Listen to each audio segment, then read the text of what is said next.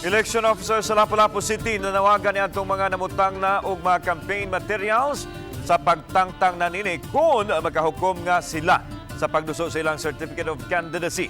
Samtang mga incumbent barangay captains gipasabot sa COMELEC sa mga lagda nga ilang subayon kung buot nilang magpapili og balik. Ano yung report? Sa Agosto 28 pa magsugod ang election period, apan nagkatag na ang mga posters sa mga buot magpapili alang sa umaabot barangay ug SK election karong Oktubre 30. Sama na lang dinhi sa Barangay Ibo, Lapu-Lapu City nga nag-iyahay na pagplastar sa ilang mga campaign materials ang mga managlahing partido. Mato ni Attorney Anjanette Lamban, election officer sa COMELEC Lapu-Lapu City, nga sa pagkakaron dili pa makapatangtang niini ang COMELEC kay wa pa magsugod ang election period. So akong hangyo nila nga limpyuhan na nila once they intend to file. Ilan ang panghaon because liable na sila under the Omnibus Election Code.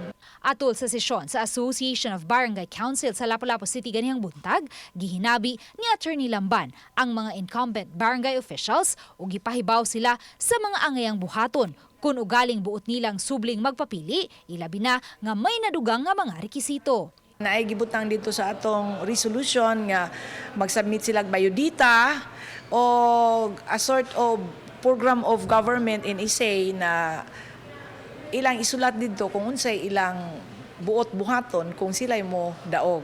Sa bigas bahin, sukwahi sa Mandawi City ug Talisay City, way na sinating kakuwangan sa mga voting precincts ang Lapu-Lapu City. Adunay 256,182 ka mga registered voters ang dakbayan ug adunay 685 ka mga voting centers. Uban ni Marlon Melgazo, Luan Merondina, Balitang Bisdak.